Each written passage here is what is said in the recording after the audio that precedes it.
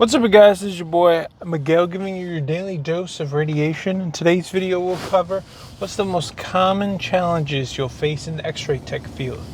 So, to give you some credentials, my name's Miguel. I do X-rays in a trauma 3 level ER night shift. So, from being a student all the way to where I am now, I would say as the Xray Tech you face several struggles, both from the patient, both from other coworkers / medical workers, and then you have the equipment. So those are like the big three that I would say in the niche that you'll struggle with.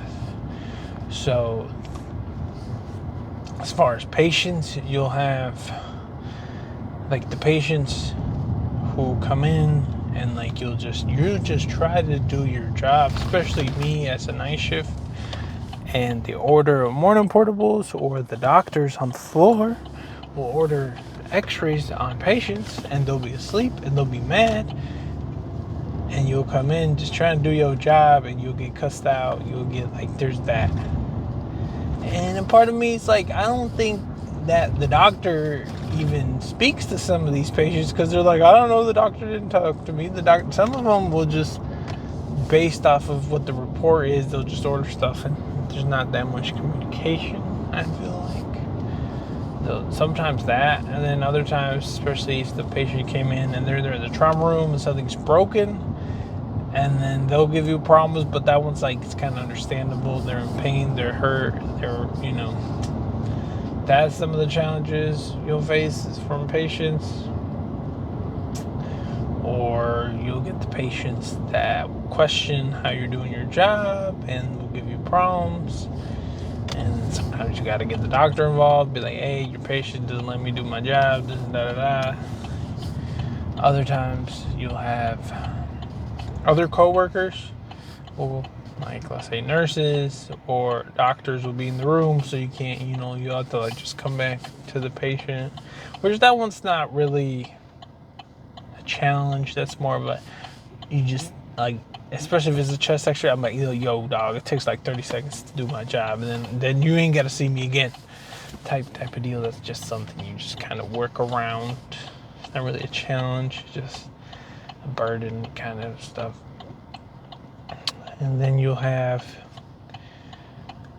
certain other nurses or certain other people, like you'll do an x-ray, and then they'll come like, oh, what? You're like, do you know what's going on? Like, no, I'll just be nosy. Or they'll like come in, like, what do you think? I'm like, I don't know nothing.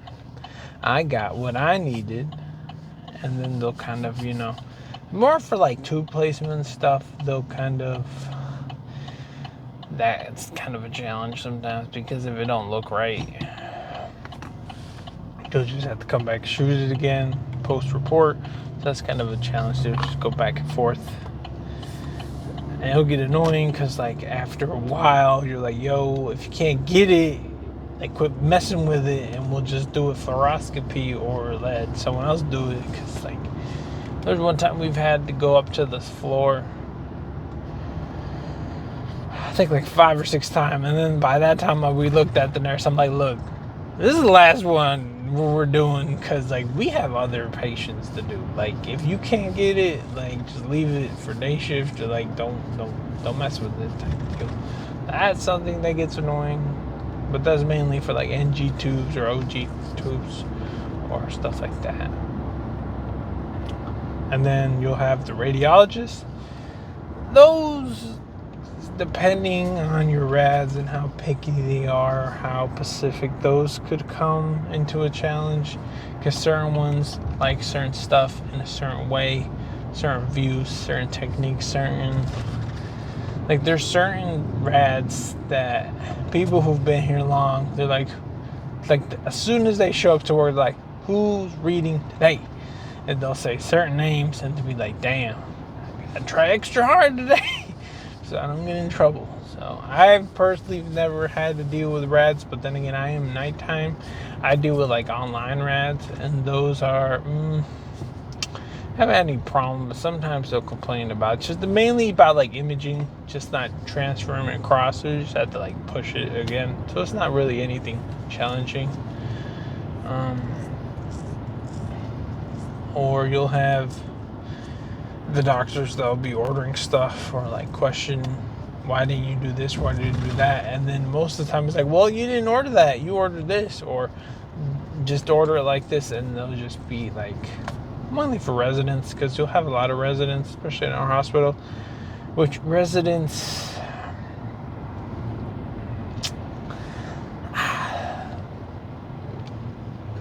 it's just kind of iffy because they are student doctors type, almost doctors residency.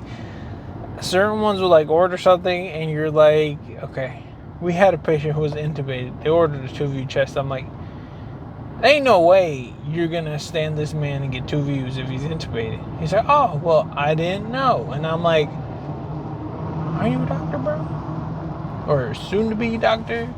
And they'll order stuff and we're like, that's impossible to get. And other times there'll be doctors, like real doctors have been there, they'll just laugh. They're like, yeah, there's no way we're gonna be able to do that. Change the order.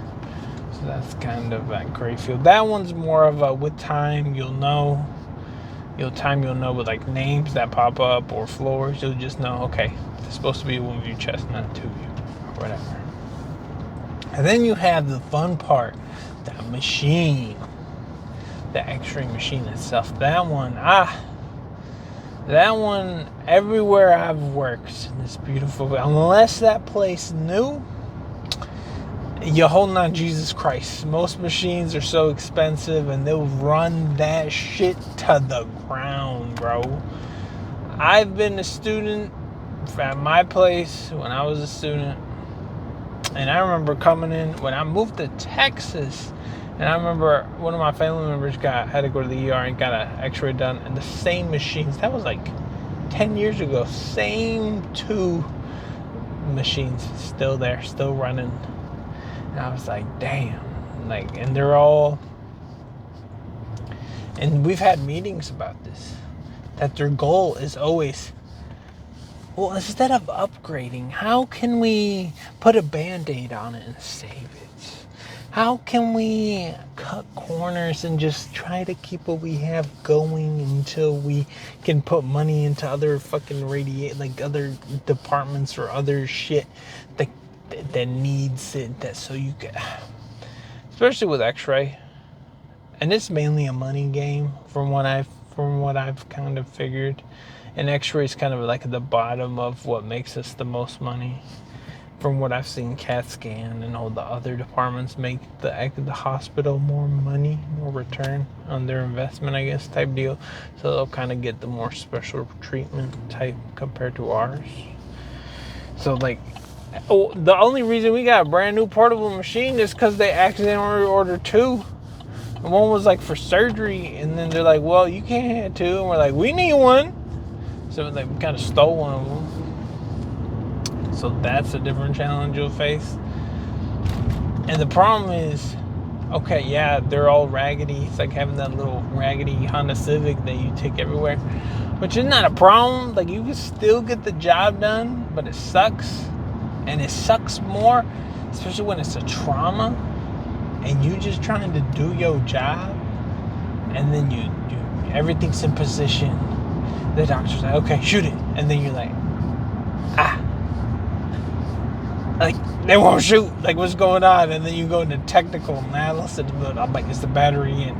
The battery's in. It's the Wi-Fi connector. It's the Like, you'll go, like, quickly to try to do it. And then the doctor's like, can you get it? Can you get it? I'm like, our shitty machine causes this patient. Like, I'm sorry. Like there ain't shit you can do about it. It's just a shitty machine. You just go get another one.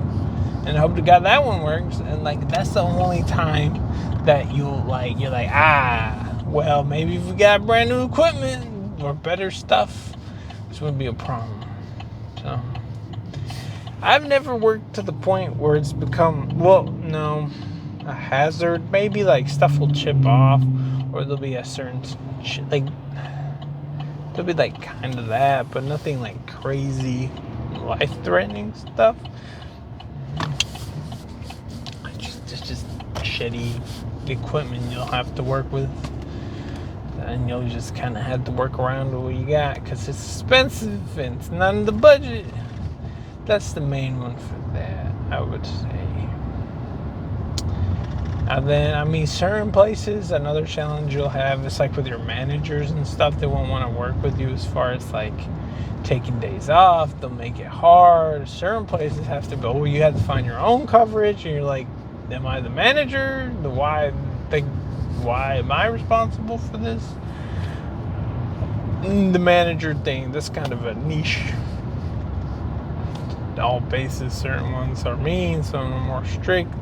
I'm thankful where I work, my manager's cool because he's been in the ranks. Usually if someone is like, they started at the same level as you and they've been there long enough, they know the game, they understand, compared to they bring someone from a different place who don't know how stuff kind of works in your place, and they're like, yo, running and gunning, this is how we do it, this is how I'm gonna do it, I'm running like this, and then you're just like, yeah, it's not gonna go well. We've had a few like that. They're not here no more, so that will happen too. But those are the main challenges you'll face in this field. Yeah, it's been your boy Miguel. See you on the next